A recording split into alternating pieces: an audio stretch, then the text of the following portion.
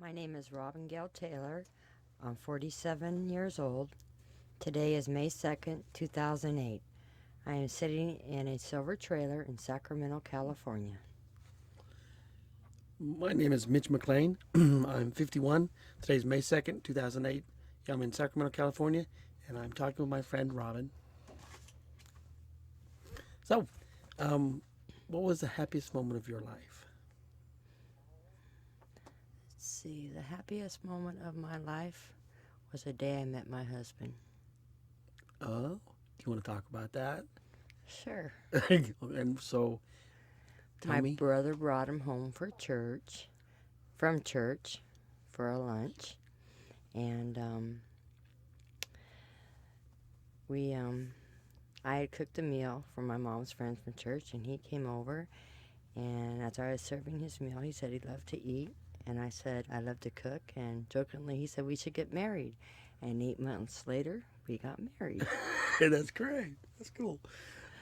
Before that, who was the most important person in your life? My father. Tell me about him. My father is a very special person to me. I hung out with my dad a lot growing up. He instilled the better parts of me in me. He taught me about arts, and he taught me about reading, the greats, And I read Dickens, and he taught me how to appreciate the better things in life. And we were very close, and we had a lot of talks growing up, and I looked up to him a lot. He was my hero. That's cool. Yeah. Who was the kindest person to you in your life? My mother. Why? Because she always had time to listen to me, even though it was nothing important, just to listen when I was upset. She's my best friend. I've told her all my darkest secrets, things I didn't even want to tell God. Ooh, that's cool. What is your earliest memory of anything? Getting a tooth pulled at the dentist and a perfect stranger giving me a don't spill the beans when I came out of the office. Don't spill the beans? It's a game. Oh. What kind of game is it? Like a board game or a Monopoly game? Or It's a game of balance where you have a bean pot and you put these little beans on top, and you have to put so many beans before one side or the other gives way. Oh, that's cool. Yeah. What are you proudest of in your life? I'm proudest that I made it to age 48.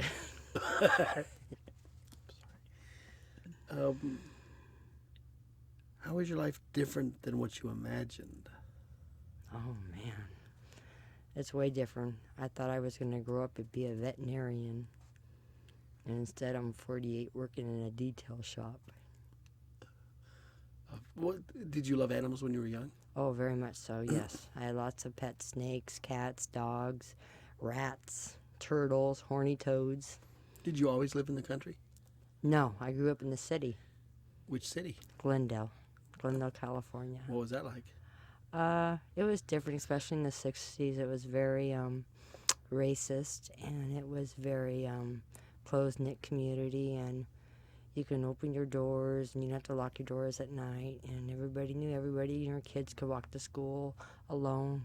Parents weren't worried about their kids getting snatched. It was a safe time in my life. It was a different world than it is today. And so when you moved up here, do you like living up here in the country more than you liked living there? Oh, yeah. Yes, I lived in Camino, and I now live in El Dorado, but I mean, it's a lot different. The gangs aren't there, the shootings, it's nature, it's quiet, it's snow. It's just beautiful. It's God's country. It's totally different than the city. That's cool. How would you like to be remembered? I like to be remembered as a person who cared about other people and about the world and about the way the forests are and about nature. And I'd like to leave something behind instead of taking something with me. Oh, that's cool. What's your first memory of me? Somebody with a very bizarre sense of humor. Okay. Why are we such good friends then? Because I have a bizarre sense of humor too. Self-deprecating, good. Where will you be in 10 years? Hopefully, I'll be living in the same place, but hopefully, I'll be doing something I really enjoy and helping somebody and still with my husband. Hopefully, I'll be in a good place. So your anniversary to your husband's coming up, huh? Yeah, Sunday, 11 years. That's cool. What are you guys going to do? We're going to go to the store, rent a couple of movies, snuggle up on the bed, eat popcorn, eat candy, and enjoy it. That's so cool. Do you have any grandparents? Yes, I do. I have And one living grandmother, and she's 94 years old. do you see them much or talk to them much? Or I used to. They used to live here, but my parents, after I got married, everybody left me and moved to Palm Springs. oh, they went where it was warm, huh? Yeah. Ooh. Let's see. Boy. Brain dead. Where were you born? I was born at Cedars of Sinai in, well, it was called Cedars 11 in North Hollywood in 1960, On what day? June 29th, a Wednesday. Summer And I was born at 12 noon. That's why I hate getting up in the morning. baby. You're sure. What sign is that? Cancer. Do you have a nickname? Do I have a nickname? Yeah. Yeah, Robin Hood. And you got that how? Because I married Little John. And Little John is, of course, your husband. Mm-hmm. When you were in school, did you like school? Actually, I liked school, but I didn't like the kids. They were mean to me because I went to a private school, and we came from a poor family. But I loved my teachers, and I loved art. I loved PE, and yeah, I got along real good with my teachers. Are you still friends with any of those people from that time frame? They're down in Southern California, and I'm up here. But if I was to see them today, there's one teacher that is in Placerville, and I saw him about 5 years ago, and yeah, he remembered me. He was my geography teacher. Well, I was going to ask you, is he your favorite teacher, or do you have a favorite? No, my Who's that? favorite teacher was my fifth grade teacher, Mrs. McCaddy. What did she? Oh, she in fifth grade for everything. She taught all the. Yeah. everything. And why? Because she saw things in me that I didn't see in myself, and she believed in me when I didn't believe in myself, and she gave me a sense of pride, and she just gave me a sense of being special, and it made me believe in me, and I was able to do my lessons even though I felt I didn't fit in with the other kids. So yeah, she gave me hope in myself. What was your favorite subject in school? Art. And what of art did you like the best? I mean, painting, sculpting, what? Drawing. Just pen and paper? Paints. Okay, more than one word. Watercolors. There you go. And what did you watercolor? What type of stuff did you? What landscapes, birds, buildings, Landscapes. people? Forests, trees, mountains. Did you do it a lot? Yeah. Do It you was do relaxing. Do you do it still? No, not so much. Why not? Because I'm living in it now. I don't have to draw it. I'm living in it. Well, some people got it all, huh? Hey. Boy. So, do you think we'll ever lose touch with each other? No, you're stuck with me as a friend. Sorry, bud. No easy outs. Oh, no. Do you have any words of wisdom that you'd like to pass along to anybody?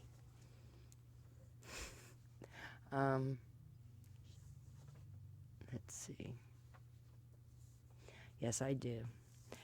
It's not the destination, it's the journey. Enjoy every day because that's all you have. You never know if tomorrow's going to come and yesterday's already gone. It doesn't matter where we're going. It's how much we enjoy the journey to get there. Cool. Why have you ever said that before? Because you're taking the journey with me. Oh, okay. Do you have any regrets in your life? Yes, I do. And you don't want to elucidate on those? Oh, yeah. I regret that I didn't spend enough time with my grandparents that are now gone when I had the time, and I didn't listen to them enough because they had a lot to tell me, and I was too busy running around doing my own thing to listen to them. I could have learned a lot from them, and I'm sorry that I missed that opportunity to hear about their lives growing up. Is there anything that you've never told me, but you want to tell me now? Yes, I dye my hair. No, I'm only kidding. I'm only kidding. That was horrible. Yes, there is, Mitch. You've missed I a few think- gray spots. I think that you're a very, very special person in my life. You're a good friend. And I'm lucky to have you in my life at this time. And I appreciate you. What's the most important lessons you've learned in your life? From any time frame. The most important lesson I've learned is just wait one more minute. Things will change. That's pretty cool. Why don't you ask me some questions? All right, Mr. Mitch. What is your ethnic background? Caucasian, technically, but we're Scottish and English. What part of Scotland is your family from? The Isle of Mull. It's like at the southeastern end of the bay, I guess, that actually connects to Loch Ness on the northwestern side. Beautiful God's country. When you were a little boy growing up, what was your favorite time? Probably when we lived in Germany when I was a kid, because we live in Munich, and right behind our house was this huge forest. And of course, it had all these bomb craters from the World War II, but they'd been grown over and filled in, so they're like our own private little playground out there. It was really cool. When did you first fall in love? Ooh, 8th grade, and she broke my heart. You're a heartbreaker even back then. No, she broke my heart. Oh, us women, we can't help it. Okay. What do you do for a living? I am a web developer and a web designer for Intel. Do you enjoy computers? Sometimes it's in one way they don't talk back, but in another way you don't get any feedback. But you do get a rush when you create a website and you push it live and somebody, on the opposite side of the world can see it at the same time you do. That's pretty cool. If you would have had an alternate career choice, what would it have been? A forest ranger. I would have been a biologist, and I actually studied to do that in college. And when I found out you had to do 6 years of part-time work as a botanist, I went, no, you can't support a family that way, and so I didn't do it. Wow. Do you think that maybe when you retire, you still like to get into like the wetlands and do something like that? Well, probably because I love to fish and camp. So what I'd really like if I retire was to have a trailer like this and go be one of the hosts around. You know how they do that at campgrounds here? Mm-hmm. That would be really slick. Right on.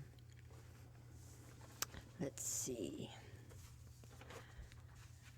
What do you remember as the most important lesson you learned on the playground? Ooh. Don't kick the big guys in the shins. I got punched out a lot. But, no, I was always a diplomat. I've only been in maybe 2 fistfights in my life. Those were with my brother. And, then the last one of those was when we were in like 12th grade. So that was 25 years ago type stuff. So Who was your coolest teacher in junior high? Stan Ogren, my science teacher when I was an 11th grader, he was the bomb. He knew his stuff, and he made it so that it was cool when you cut the frog open. Instead of going, you went, oh, wow, And he took the stuff that everybody would have gone, and he made it so that it was really slick. That's cool. I was the only girl in 7th grade who got an A for cutting the frog open because I didn't faint. Yeah, my partner didn't like it too much. She ran and puked, but that was cool. Good for you. Let's see. What was your favorite class? PE, because I got to play soccer.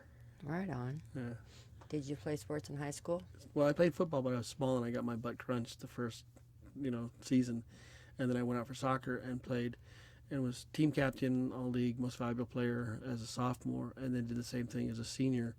And as a senior, we went and tried out for the 84 Olympics, or the 74 Olympics, and 4 of us made it through 3 days of cuts to the last day, and then we were cut because we were like 16 and 17, and we were playing 22-year-olds. But that was pretty neat. What was your first epiphany in college?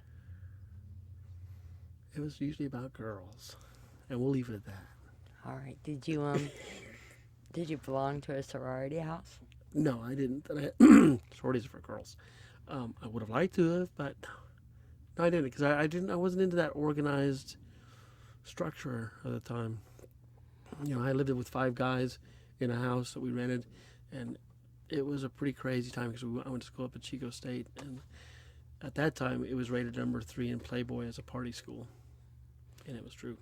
What do you think was the most important part of history that mankind has contributed in the year 2000? Ooh, that's a tough one.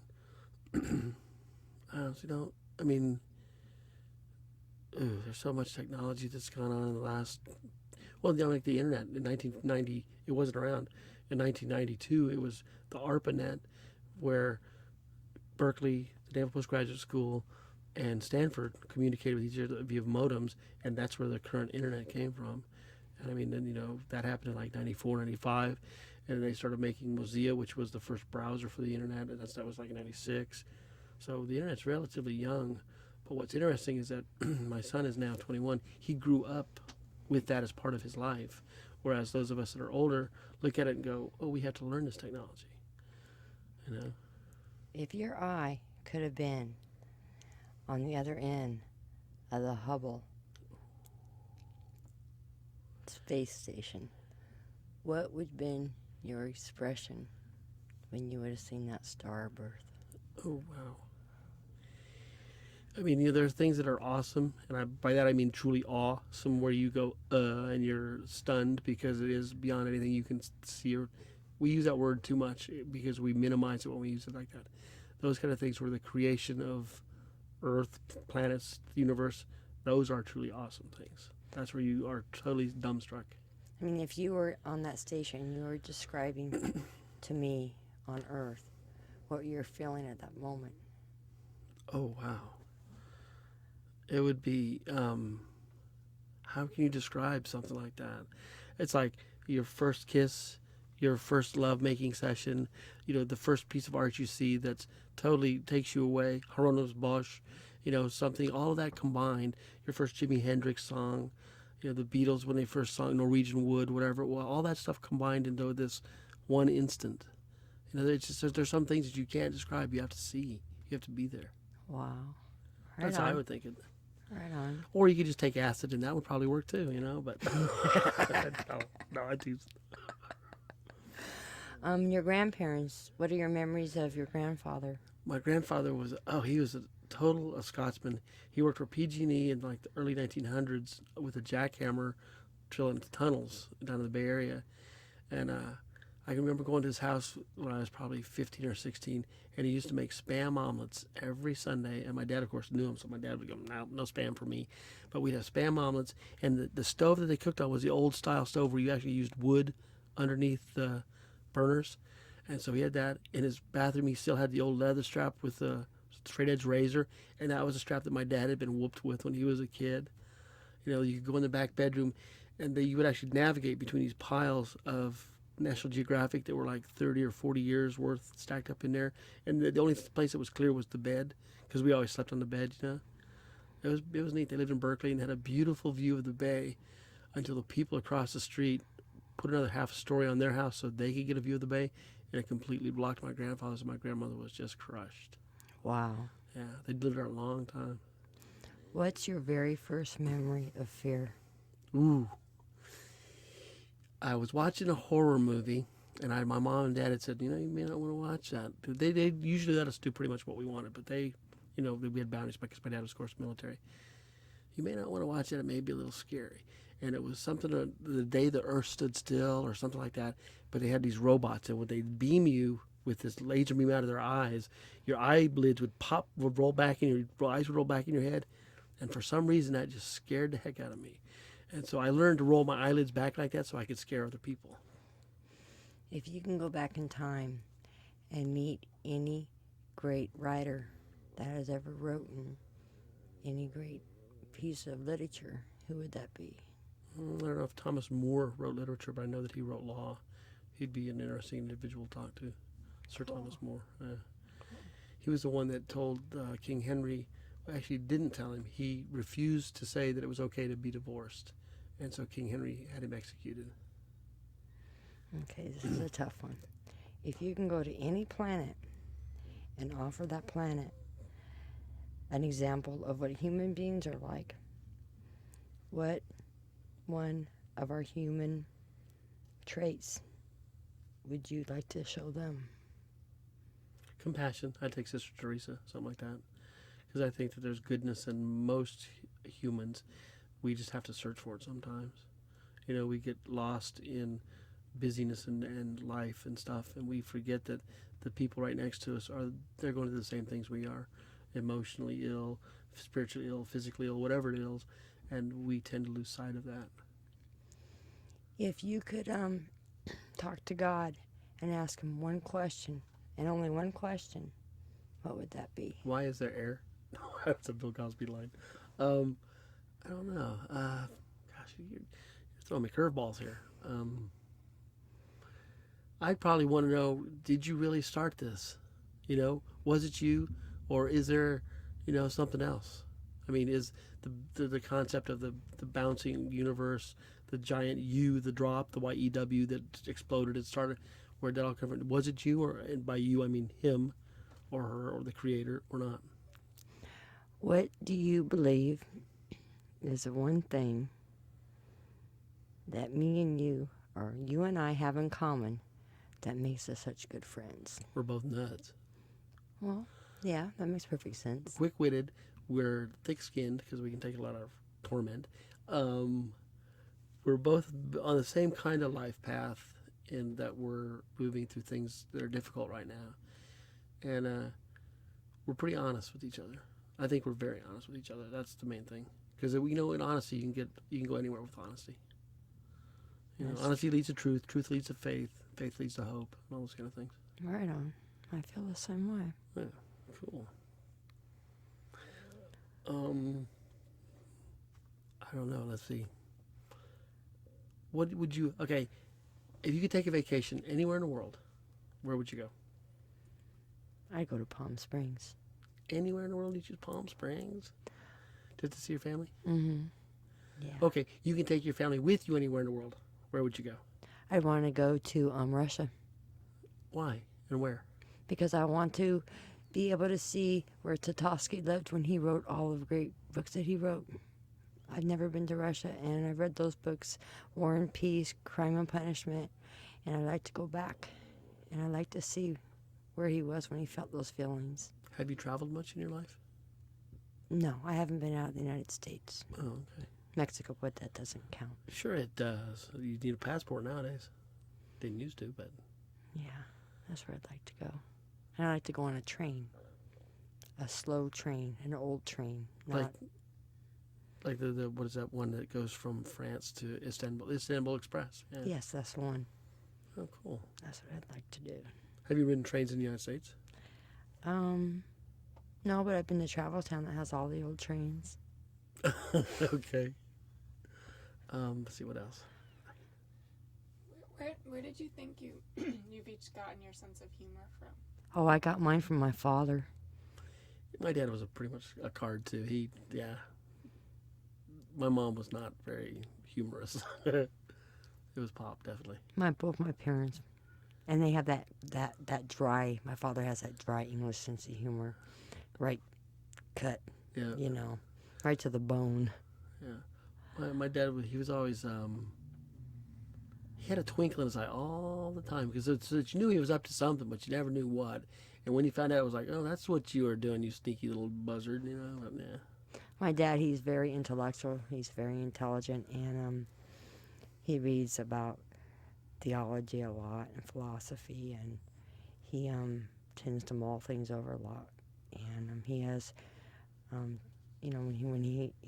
his sense of humor it sneaks up on you because he says something and then you catch it a few minutes later. You don't get it right away, but then you do get it, and it's very funny. Do you like your current living situation? It'll do for now. In a general way, it'll do for now. Huh? Yes. Yeah. It's what I need right now. I know what you mean. What is it? They say, I feel you. I feel you. You know what I mean? Right. Private joke there. Oh, let's see. What else? Have you ever been to the Crocker Museum here in town? No, but I've been to the one by Old Sacramento, the museum down there. Do you, because you like art so much, have you been to any art museums around or been to any major exhibits? No, only in Southern California. Would you go there? Where did you go and what did you see? Where did I go? To Forest Lawn, Statue of David, Last Supper. My father worked there for a while, and it was the mausoleum. Oh my gosh, all the statues, and it was just beautiful. Just beautiful. My brother-in-law did a photography thing for a book about mausoleums with stained glass windows all over the United States, and he does that kind of weird little niche type stuff. Pretty That's cool. cool. And when we were in Germany, we used to travel a lot, and so we went to Italy. And we saw the Uffizi Gallery. We saw the original David, the real one. Saw El Greco and Rembrandt's, and it was neat because when I took later on when I was in college and took art appreciation, I could actually, oh yeah, I've seen that. But it was neat. Oh, I have a question for you. Yes. Do you like mysteries like Sherlock Holmes, Oh Miss yeah. Marple? Oh, Sherlock Holmes is. I mean, I have all of his books. I actually have a book that's been printed and published, and the cover's put on backwards, so it's kind of rare because it's leather bound. But I have all of his stuff. That's one thing my parents growing up, they read to us, and Miss Marple, Sherlock Holmes, and I used to watch Sherlock Holmes and Inspector Morris and all these detective shows on TV. I used to love to snuggle with my dad and watch all those, and that's where he instilled, the love of mystery and all that stuff in me, and I love mysteries. I love them. See, when we were young, we were in Korea or Germany, wherever my dad was stationed, and so we had Armed Forces Network, and they used to have the Whistler would come on, that little whistle tune, and then the Whistler knows, and we used to be glued to the in front of the radio, 8 o'clock every night type stuff. It was pretty neat because you didn't get TV in Germany. You could have German TV, but it was kind of like you couldn't understand a word of it. And we're at 9 years old. It's like, man, no, we're not going to do that. When we went to Berlin to visit, because at that time the city was still divided. West Berlin, the Armed Forces people had U.S. radio beamed in by satellite, which at that time this is the 1960s, so it was kind of rare, kind of new. And then when we moved back here, of course, you got into TV again as a kid, watching cartoons and stuff. But there was a whole probably 4 years of television that we didn't see because we weren't here. We were overseas. What's your favorite memory of your father as a little boy? Sitting on the toilet seat, watching him shave, and he always used Aqua Velva. That's what my dad used. He'd always put it on himself, and he'd look at me, and I'd act like I was going to run, and he'd always grab me and go, and put it on your face, And he did every day, and every time I'd act like I was going to run, and it was just a joke between the two of us. But he always used that. Yeah. I remember pretending I was asleep on the couch, my little girl, just so my dad would pick me up and carry me to my bed. Yep, the old snooze out. Mm-hmm. That was my dad's favorite saying. When in doubt, crap out. That's what it was. Right on. Yeah. Cool. Right on. It seems like you guys have very different sort of growing ups. What do you think? Why do you think you're sort of in a place together right now? Truthfulness? Alcoholism. That's why. We're both in a rehab. Yeah. We're clean and sober. So we came to this joint through this venture, this place in our lives, through different paths, but we're so much alike because of everything that we've done and everything that we've ingested and caused.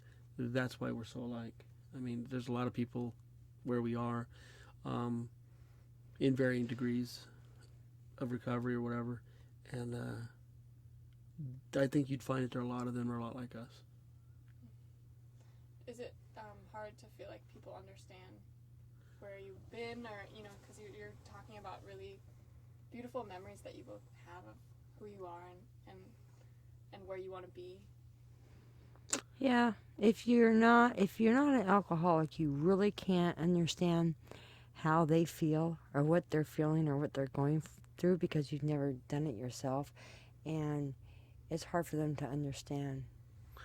It's funny. There's a lot of jokes that we tell about ourselves, and some of them, like little boy standing next to his dad, and he goes, "Dad, when I grow up, I want to be an alcoholic." And the dad goes, "I'm sorry, son, you can't do both." meaning grow up and be alcoholic. And it's very true.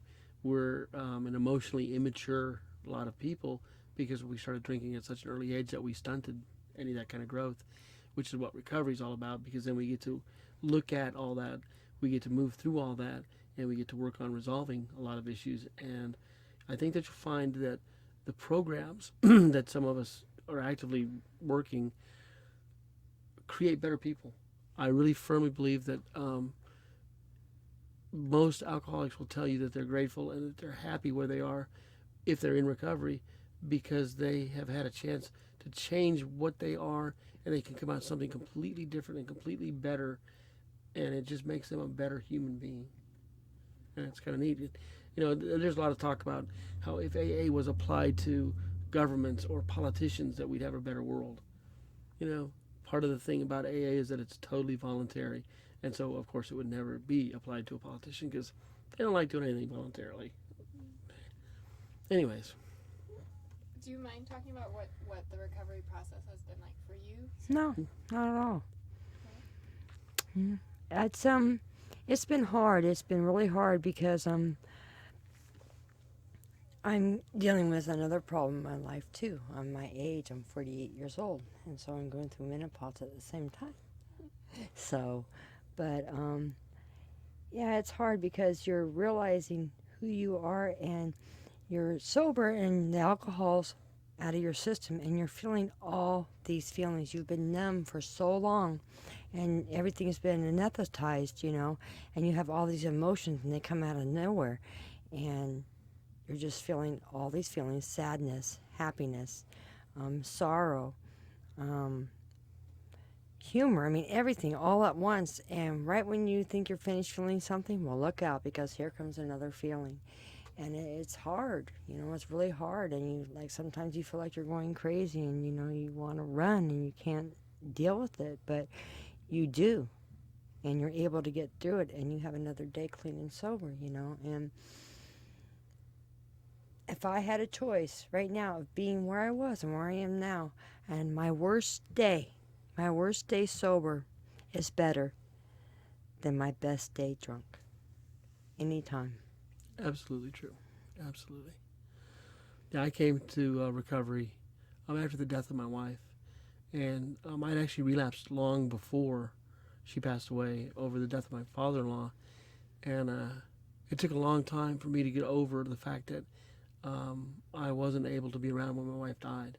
And she had breast cancer, and she was 10 years younger than I, and there was a lot of guilt and anguish and stuff around that, and because of all that, it actually has changed the way that I look at my life in recovery, and it's actually made me make some life-changing decisions about what I'm going to do with my life in terms of a job, a career, a future.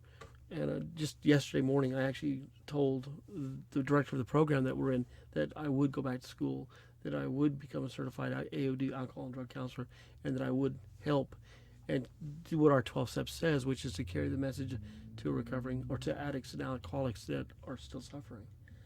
And what that means is that at Intel, when I worked there, I would make $80,000 or $90,000 a year. Doing what I'm going to do, it'll probably be between $8,000 and $10,000 a year. And so there's very little financial reward, but the spiritual side of it, the emotional side of it, you get so much more out of that it's crazy not to.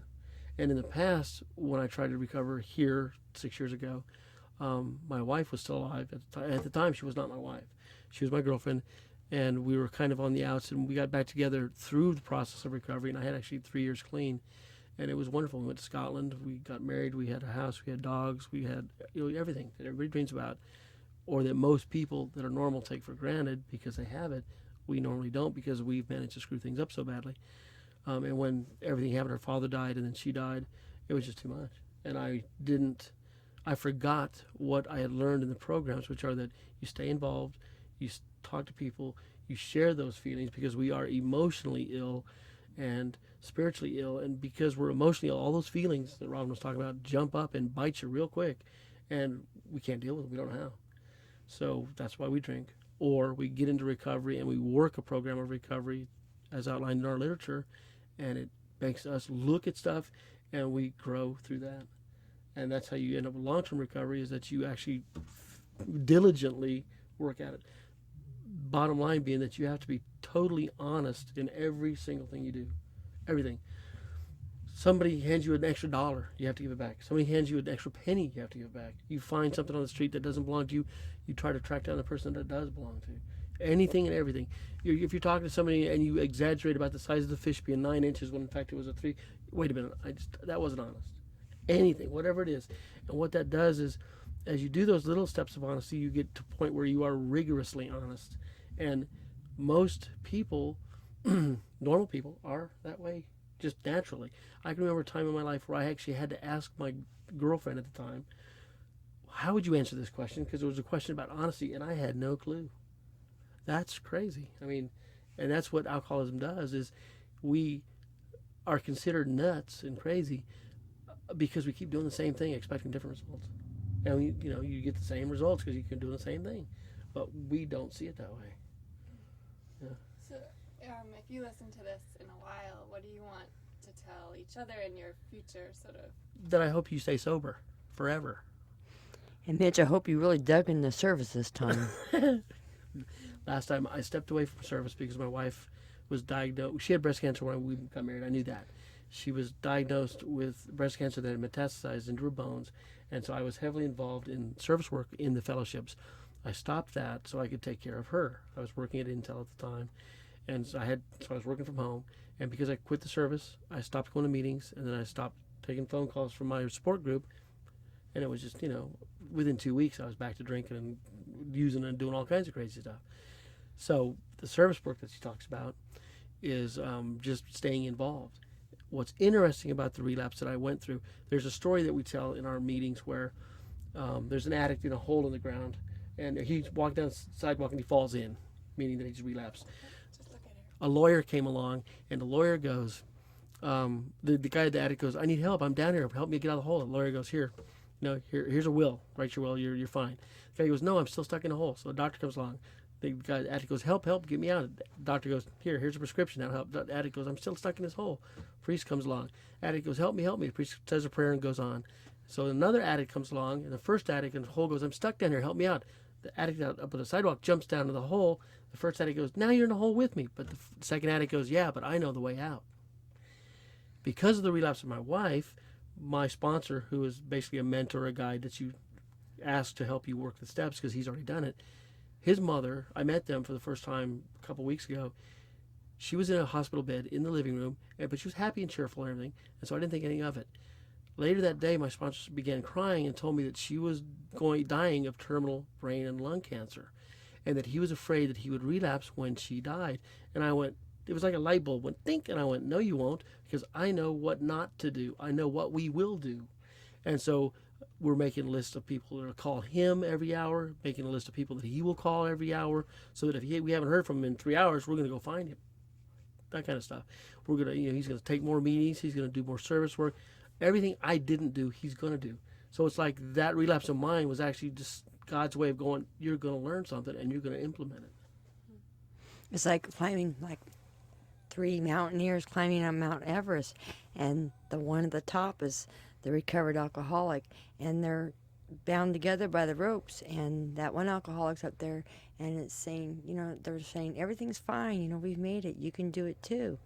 And the one below is afraid because they don't know what's up there, but the one that's already covered knows and helps the other one up, and it's safe, and they're able to help each other. We are generally fear-driven people. It takes a lot of pain around any situation to get us to change. And because of that, that's why we work the steps, so that we get to realize that the fear a lot of times is all in our heads. Fear is a lie. The way it was put today in a meeting that I go to was that we're pole vaulting over mouse turds. And if that image is in your mind, that is beautiful, because that's what we do. We take problems and we go, whoo, and make them really big when in fact they're about the size of a peanut. But to us, they're massive enough to where, I can't handle it, and right back to drinking. So. So, if there's anything else you want to say or talk about, or? No, I think that was pretty. It kind of got twisted at the end, but that's okay. I like that. Works for me. There you go.